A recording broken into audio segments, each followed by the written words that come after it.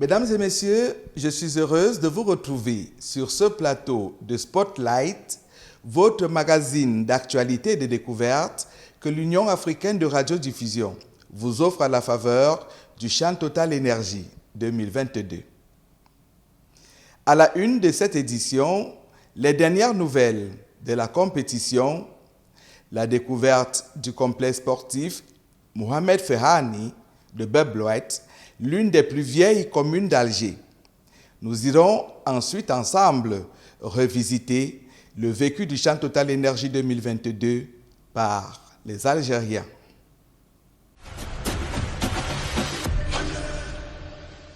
Le Maroc revient finalement dans la compétition. Le pays de Mohamed VI ne sera pas forfait et le match qui devait l'opposer ce lundi à la formation nationale soudanaise est renvoyé à une date ultérieure. C'est la grande nouvelle de cette troisième journée du Chant Total Énergie 2022. De son côté, Madagascar, le petit pousset, dont on ne vendait pas cher la peau, a eu raison du grand Ghana. Décidément, aucun pronostic n'aura été respecté au cours de cette journée. Pour leur toute première participation à une phase finale du Championnat d'Afrique des Nations, les Baréas de Madagascar ont créé la surprise face à des Black Stars, pourtant habitués de la compétition, 2 fois médaillés d'argent. Alors que personne ne donnait cher de sa peau avant de disputer le premier match de son histoire dans ce tournoi, Madagascar a créé la sensation en s'offrant le scalp du Ghana 2-1 dans le groupe C au stade Rachid Amlaoui de Constantine. La suite de la compétition prévoit 2 rencontres des groupes D et E. À 17h heure locale, les Aigles du Mali affrontent les Palancash Negrash d'Angola au stade d'Oran. À 20h, les Lions indomptables du Cameroun seront aux prises avec les Diables rouges du Congo, toujours au stade d'Oran.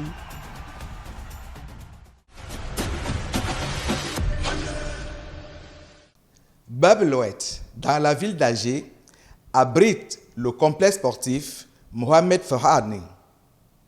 C'est un centre de formation pour jeunes au métier du sport, mais à la faveur du Chant Total Énergie 2022, le complexe sportif est également devenu un centre de récupération de biens. Voici le reportage de Irène Gaouda à ce sujet. Nous sommes à Beblouet, un quartier populaire de la ville d'Alger, situé sur la façade maritime nord de la capitale algérienne. Au complexe sportif Mohamed Ferrani, il est un peu plus de 20 heures et la météo affiche 13 degrés. Dans un stade d'entraînement face à l'adversité, des jeunes courent après un ballon sous le regard avisé d'un entraîneur de circonstance. Leur rêve, devenir de footballeurs professionnels, capables de représenter leur pays à l'échelle internationale. Bonjour, je m'appelle Bentoura Adam Ali, j'ai 16 ans. Je joue au club FR Beblouet. Mon rêve, c'est de porter les couleurs de l'équipe nationale et pourquoi pas un grand club européen. Le complexe sportif Mohamed Ferrani est un lieu chargé d'histoire. Dans les années 50, il était connu sous l'appellation Stade Marcel Cerdan, du nom du célèbre pugiliste décédé le 27 octobre 1949 dans un accident d'avion. Depuis l'indépendance du pays, il a été rebaptisé complexe Mohamed Ferrani. On est ici dans un complexe sportif où il y a des joueurs de football qui s'entraînent ici. C'est pour promouvoir et développer le football. Et c'est une pépinière de footballeurs algériens il y a beaucoup de footballeurs algériens qui sont passés par là. Ils sont joués ici de la rue du Beblouet. On est là pour chapeauter cette opération des jeunes, pour promouvoir le sport et le football, surtout c'est un rêve pour les jeunes footballeurs de participer à cette chaîne. Aujourd'hui, le complexe Mohamed Ferrani est présenté comme un véritable réservoir de talent dans les disciplines telles que le football, le basketball et les sports de combat. Au quotidien, des jeunes venus des 4 coins de la capitale convergent vers ce lieu d'apprentissage avec pour objectif d'exceller dans leurs disciplines respectives.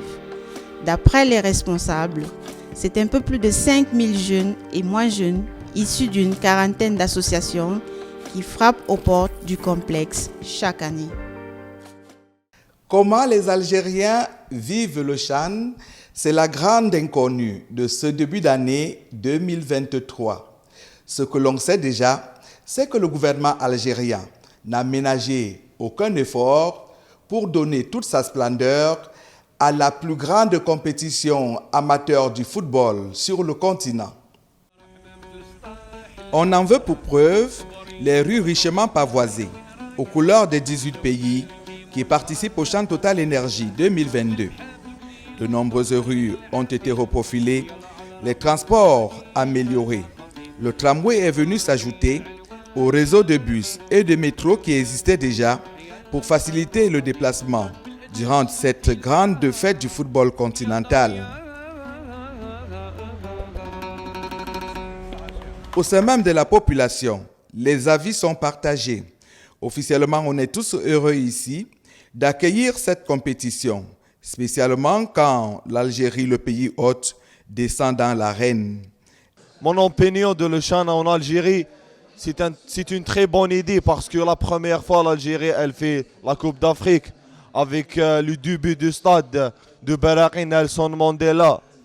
C'est une très bonne idée à nous et j'espère que l'Algérie elle va gagner la Coupe d'Afrique parce que c'est une bonne équipe. Elle sait jouer bien le football. D'ailleurs, elle gagnait le premier match. Inch'Allah, elle gagnait tous les matchs. J'espère que tous les Africains et tous les Arabes, comme on dit, ils aimés bien l'Algérie parce que c'est un très bon pays.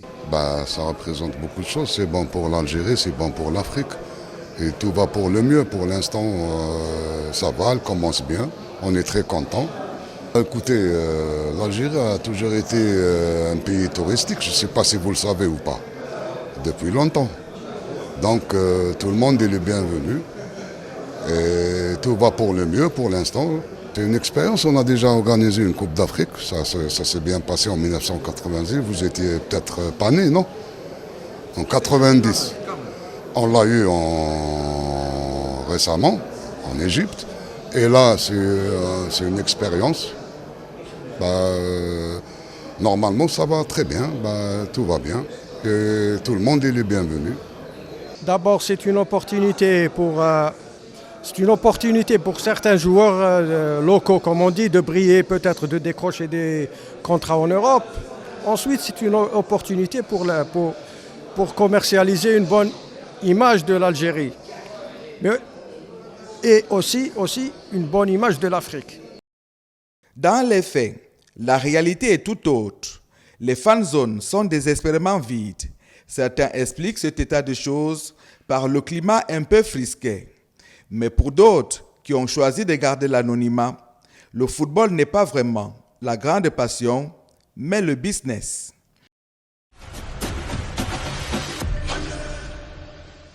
Si vous séjournez en Algérie durant ce CHAN Total Énergie 2022, ne manquez pas de faire un tour du côté d'Oran.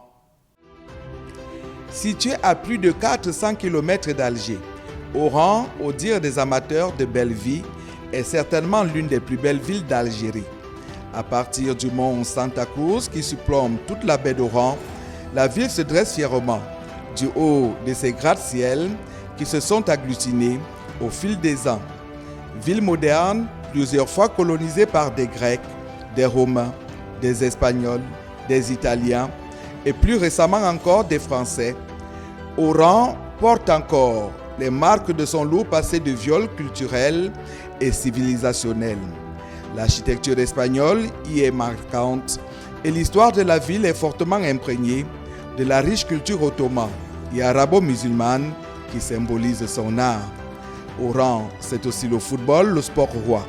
Chaque jeune ici rêve de devenir le Messi de demain et la ville s'est dotée d'infrastructures pouvant faire de ce rêve une réalité pour tous.